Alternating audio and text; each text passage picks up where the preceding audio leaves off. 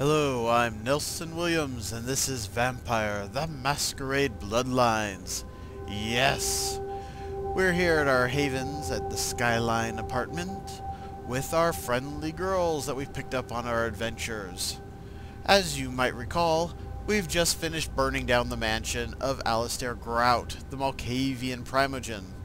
Well, it wasn't us exactly, it was the vampire hunter with some kind of explosive, and the person who snuck in and killed Grout before the vampire hunter actually got to him. Basically, everything that could go wrong did go wrong. But hey, we got to strangle a lot of people with a severed arm, so bonus. Anyway, on our way out, we noticed Heather had something on her mind. Let's talk to her and see what that was, shall we? Master? Looks like something is on your mind. Finally, you're back. I thought maybe something happened to you. I shouldn't even think such a thing. I mean, if you disappeared, how could I go on? But you're here now. I'm so glad when you're near me. Heather, of course, has been traveling with us that whole time, but that's a product of the companion mod. Not exactly the normal programming. But she is concerned. She is concerned for our safety because she is a blood-addicted ghoul who is desperately addicted to us, our blood, and she needs more of it. Calm down. Here, drink my blood. It will make you feel better. Blood? What do you mean? I fed you my blood that night. That's why you feel so alive. I didn't mean anything by it. Please, give me your blood. Of course. This feeling. It's love. Oh, all I can feel is love for you. Vampire blood is possibly the most potent narcotic around. It's addictive, and it has psychogenic and emotive effects, and of course it can heal all wounds and give people superpowers. Heather doesn't exhibit the superpowers part, I mean, aside from being able to get up from bullet wounds, but she does exhibit all the other symptoms of ghouldom.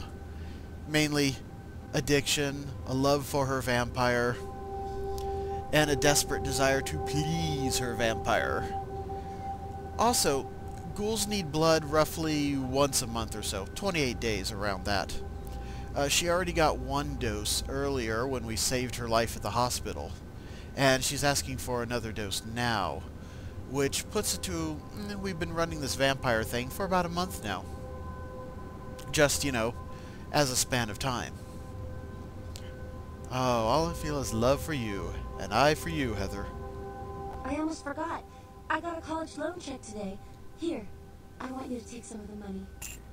Your college loan money? I can't take this. You can't drop out. I'd rather you kept it. I think I'm going to drop out of school. You know, so I can watch over you during the day or run errands for you. It's the least I can do to earn my keep. Actually, you earn your keep by soaking up bullets. But let's not dwell on such things. Let's see. At about this point, you start getting options to free Heather. In fact, you got these options from the beginning. Sending her away to live her life away from the chaos and bloodshed of the vampire lifestyle. But we're not going to do that, because, you know, cute redhead. When you put it that way, thanks, I could use a few extra bucks. I'll try to get more, you know, when I can. Good. We could take her blood, but we have no reason to do so, so we'll just call it good. Alright. And that's an important plot milestone, actually. Because, well, ghouldom is a gradual process. A single drink of vampire blood will create a ghoul, but there's a secondary effect, the blood bond. The potent emotive effects of blood addiction come in a cycle, and the more times the ghoul drinks from the vampire, the more powerful those effects become. At 3 drinks, the blood bond is fully entrenched and controls every thought and action of the subject's mind.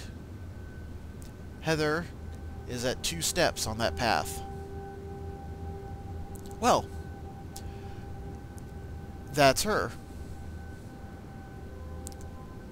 Next up, we have the issue of telling our prince that Alistair Grout is dead. That's why we were investigating his mansion in the first place, was to find him, as he had ceased all contact.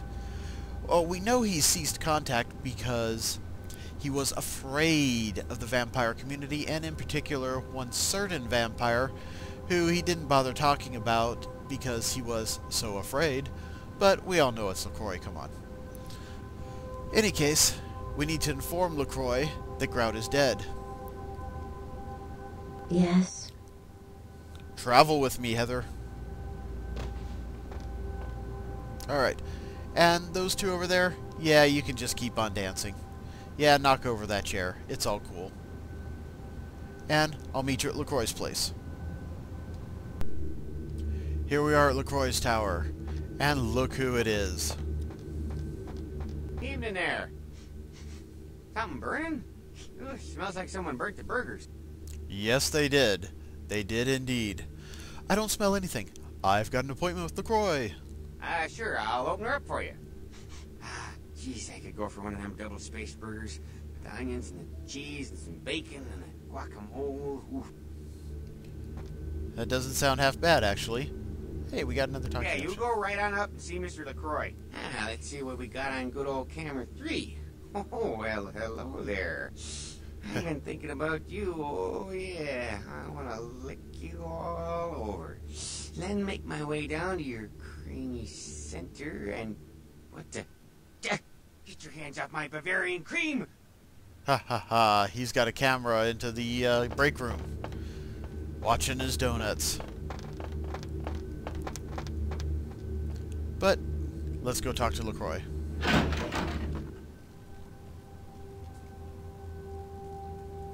Ah, LaCroix's place.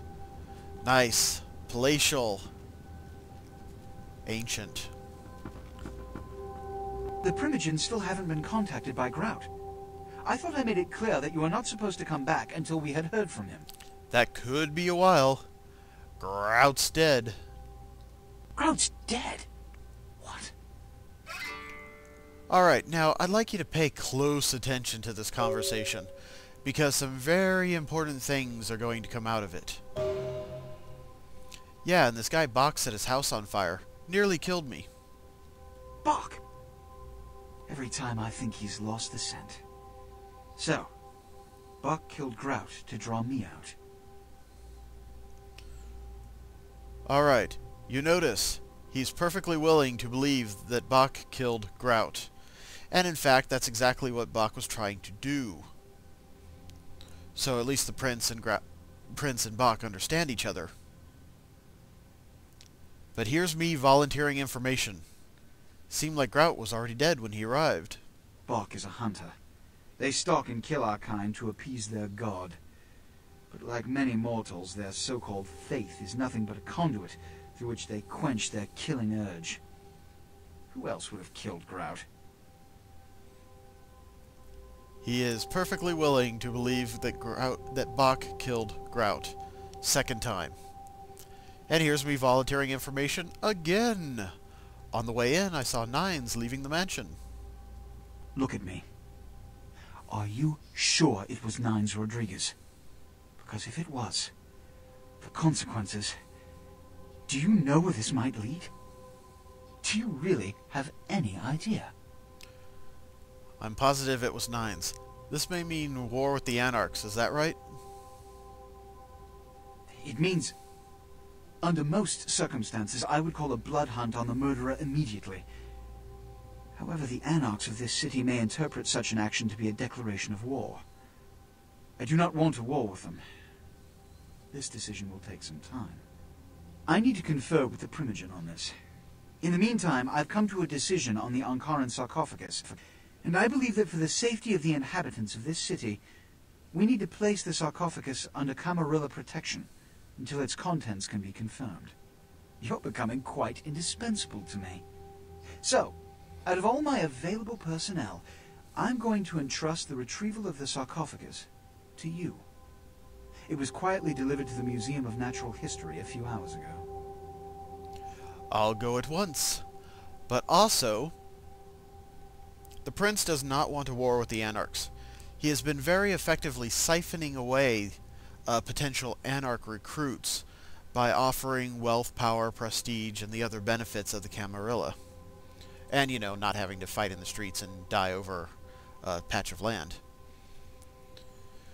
The only Anarchs left, really, are Nines and the Hardcore who follow him. The Prince does not want a war with the Anarchs. This is for certain. And, as we've seen, he is eager to kill people when he needs to. The fact that he's backing off shows that he does not want to call a blood hunt on Nines. Just a little tidbit. Keep that in mind. We'll come back to it. The manifest from the Dane shows there was a small box from the same dig on board, but it was listed as missing.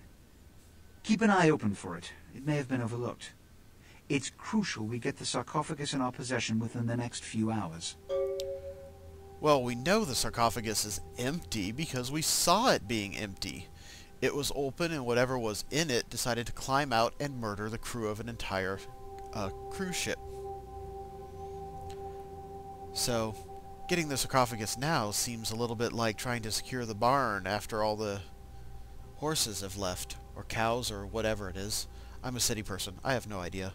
For all I know, a cow could have 6 legs and fly. All these tasks have left me a little short on cash. Yes, of course.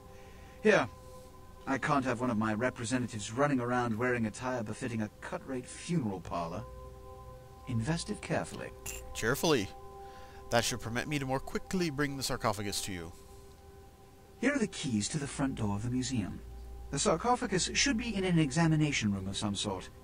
There's a small security staff on site, but I don't want a massacre. Mortals are just as easy to deceive as they are to kill. Indeed. I'm ready to go. There is a degree of immediacy attached to this task. Work fast. And, as on the Dane, you are not to open the Ankaran sarcophagus for any reason. Excuse me. Okay. Alright, and that's the Prince. We have successfully delivered word that Grout is dead, and he has given us our next plot mission. And my, isn't that a sharp letter opener he's got on his desk. Any case, you know what we have to do now. Head jumpies. I am on the Prince's head. Ha ha ha, and because he's trapped between the desk and the chair, he can't roll out of the way. Ha ha ha ha, on the Prince's head, on the Prince's head. Can we get on his bodyguard? Oh, and he will roll out of the way. Oh well. And that's LaCroix. What a prick.